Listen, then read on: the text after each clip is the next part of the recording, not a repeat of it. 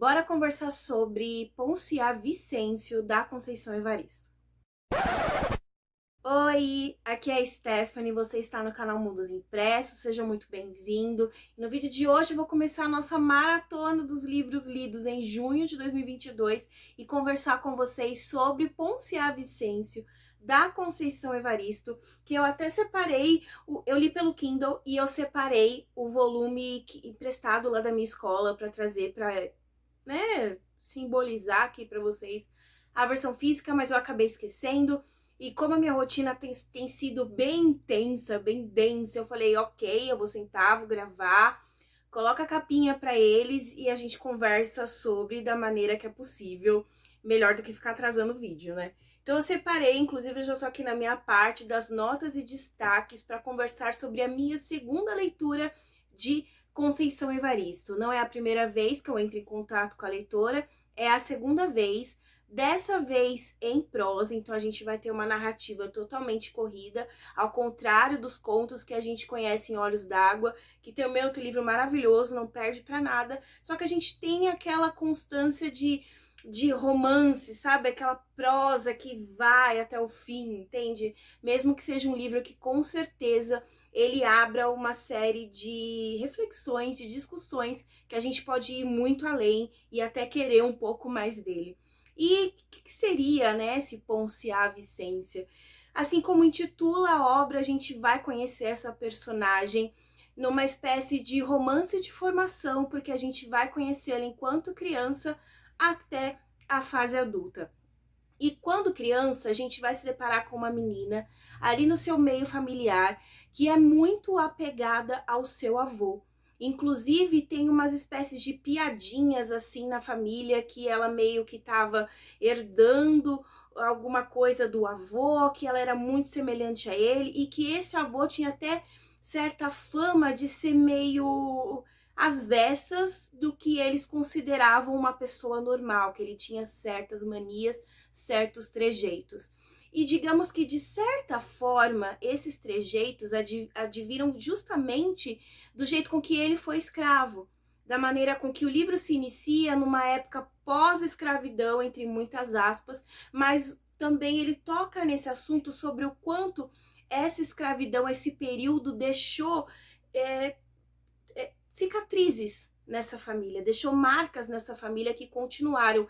Tanto que logo no início da obra a gente vai ter essa reflexão sobre como esse avô continuou na fazenda ali da pessoa que o mantinha como escravo, mesmo após a abolição da escravatura, porque ele simplesmente não tinha para onde ir. Então aí a gente já vai ter a grande reflexão da obra, que por mais que seja algo muito óbvio, é muito bom a gente se deparar com essa realidade escrita desse jeito tão sensível e tão íntimo, protagonizando esses sentimentos de verdade, sabe?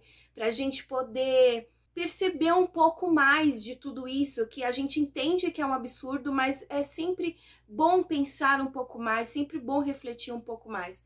Tanto que tem um trecho da obra, eu vou tentar encontrar aqui para vocês, que fala exatamente sobre ter continuado nessas terras. No início do livro, o filho desse avô, que seria o pai da Ponciá, ele passa por uma situação péssima lá com os donos, né, da fazenda, e aí que ele faz o seguinte questionamento.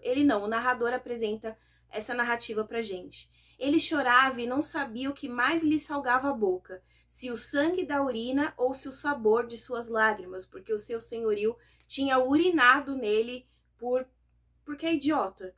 E naquela noite teve mais ódio ainda do pai, que era o avô, que é o avô da Ponciá.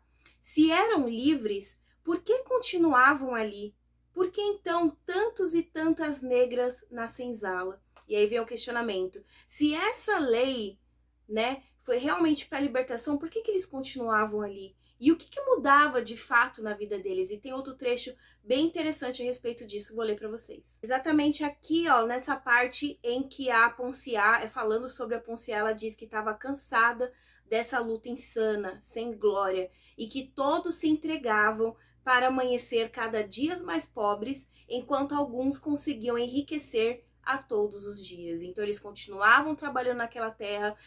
E isso inclusive dialoga bastante com o Torto Arado. Tem uma análise bem legal dele aqui, vou linkar para vocês, desse livro maravilhoso. E qual seria esse diálogo, né? Justamente o quanto nesse período em que eles continuavam, eles ficavam cada vez mais pobres, enquanto os donos desse lugar ficavam cada vez mais ricos. A gente percebe também nesse contexto que eles não tinham um pedaço daquela terra, mesmo morando ali muito tempo, até mesmo antes de pessoas que iam nascendo, né, donos dessas famílias, dos filhos e dos filhos e dos filhos.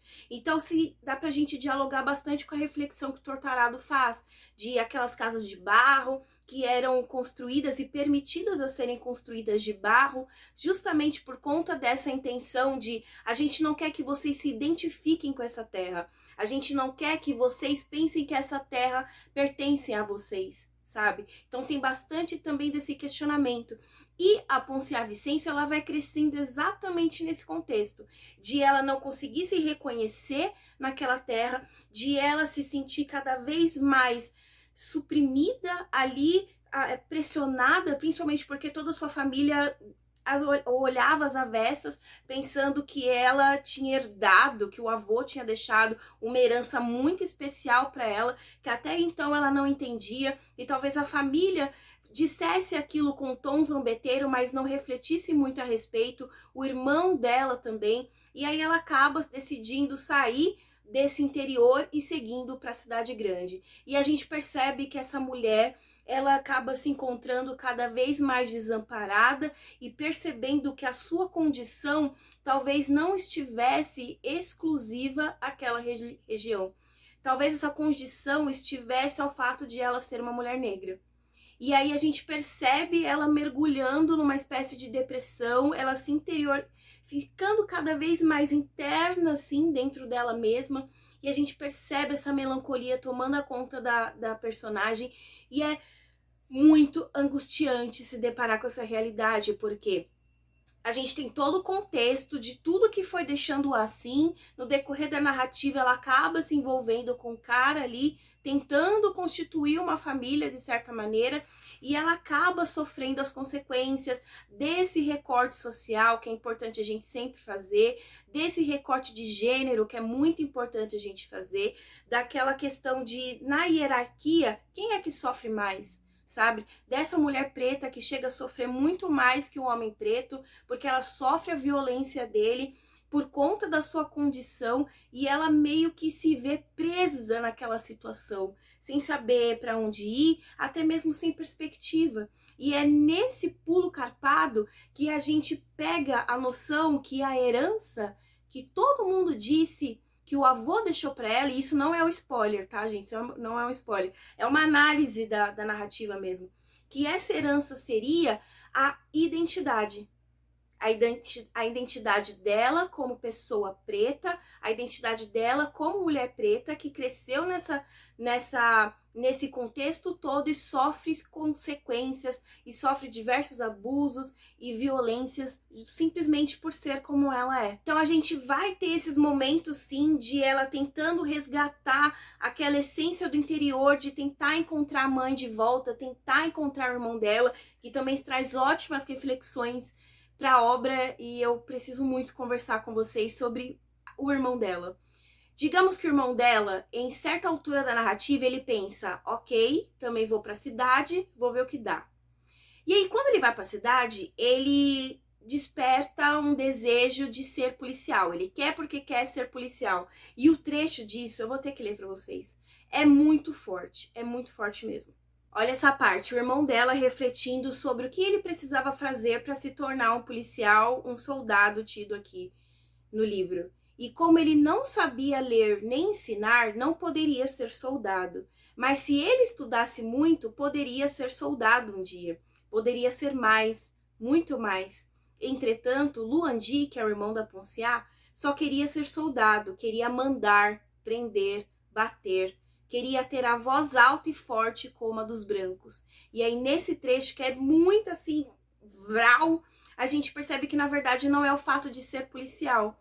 É o fato que ele acha que essa farda vai trazer para ele uma coisa que a sua cor o impede. Ele não consegue ter essa visão. E tudo se torna ainda mais tocável quando ele percebe que nesse quartel tem um soldado que é negro.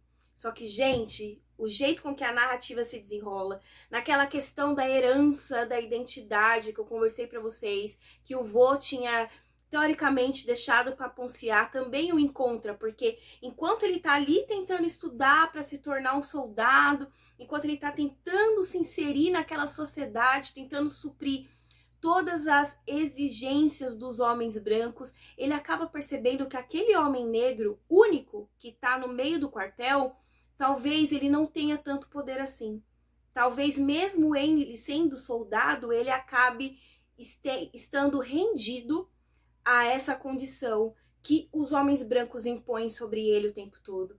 Então é um livro que a gente percebe o movimento dos personagens de tentando fugir dessa identidade, não por não se encontrarem como eles realmente são, mas no movimento que a própria sociedade faz para tentar empurrá-los o tempo todo. Inclusive contextualiza com uma parte em que o pai da Ponciá fala sobre um momento em que, lá na época em que o pai dele tinha acabado de ser liberto, né? Ali o avô da Ponciá, no caso, e o pai da Ponciá, ainda garoto, começa a brincar com o filho do dono da fazenda. E aí o dono da fazenda fica assim, com muita vontade de brincar, de ensinar. Só que olha o que acontece. Um dia, o coronelzinho, que já sabia ler, ficou curioso para ver se o negro aprendia os sinais, as letras de branco, e começou a ensinar o pai da Ponciá. Olha só. O menino respondeu logo ao ensinamento do distraído mestre, ou seja, ele começou a aprender. Em pouco tempo reconhecia todas as letras, mas quando o senhor moço certificou-se de que o negro aprendia, parou a brincadeira. Entende o peso disso? Então, por isso que eu falo com vocês que o tempo todo esses personagens, eles tentam resgatar um lugar ali na sociedade e eles encontram certa resistência que não advém deles mesmos. Porque eles são capazes de aprender, eles estão tentando, eles estão se inserindo o tempo todo, eles estão ali, olha, eu estou me esforçando por esse cargo, eu estou me esforçando por essa família, eu estou me esforçando por esse espaço, só que eles encontram uma resistência que seria essa herança da identidade deles. Então é um livro muito forte, muito sensível e que faz a gente pensar sobre outra perspectiva. É um livro que abre muitas reflexões, é um livro que permitiria muito mais. E aí a gente até entende porque que quando a Conceição Evaristo é entrevistada a respeito de Ponciá Vicêncio, ela até mesmo diz que quando a confundem e a chamam de Ponciá, ela se identifica. Então, olha a reflexão que dá pra gente fazer a partir daí. Por que a Conceição se identifica com a Ponciá? Será que é porque ela teve exatamente a vida dela? Ou porque todo esse contexto histórico, político, de gênero, contextualiza todas essas mulheres que se identificam com essas condições e com essas consequências, sabe? Então, é um livro que talvez ele estenda essa herança para todas essas pessoas que se identificam com essa realidade. Entende? Então é assim, maravilhoso. Eu amei essa história, muito importante para ser lido, e sem contar que é uma escritora nacional. Eu tenho lido muitos escritores nacionais esse ano e isso me dá muito orgulho, sabe? Além de tudo isso, a Conceição, ela é professora, então dá muito orgulho de pensar, nossa, a gente tem uma mulher dessa na sala de aula, sabe? A gente tem uma mulher dessa escrevendo, entende? E mesmo que, digamos que a Conceição esteja aposentada, ou então não esteja efetivamente dando aula, ela ensina através de todos esses textos, das participações, ela efetivamente tem essa essência de ser professora e de passar todos esses conhecimentos. E eu indico muito esse livro de verdade, é um livro que realmente enche os nossos olhos e dá muito orgulho mesmo. Queria até, inclusive, saber se vocês já leram. Essa é uma temática presente na Conceição, porque ela é a identidade dela, é a maneira com que ela enxerga o mundo, se vê no mundo e tenta explicar o mundo pra gente. Então, mesmo assim, esse livro acaba se diferenciando por ser uma prosa, por ser mais contínuo, ele traz mais essa abrangência pra gente. Não que Olhos d'Água não seja, porque Olhos d'Água é uma obra de arte. Enfim, vocês já leram esse livro ou qualquer um outro da Conceição? Eu tenho mais um livro dela aqui em casa, que agora eu não me recordo o nome, mas eu vou ler em breve. E eu queria que vocês me indicassem também algum outro texto dela que vocês achem interessante, que vocês já tenham conhecido. E é isso, gente. Espero muito que vocês leiam. O link de compra vai estar aí no box de informações, tá? Acessando o meu link da Amazon, vocês ajudam o canal sem pagar mais nada por isso. Quero muito agradecer por terem assistido. Vocês também conseguem me ajudar clicando aí embaixo no gostei e se inscrevendo para mais vídeos como esse. Muito obrigada por assistirem e eu os vejo no próximo vídeo. Tchau, tchau.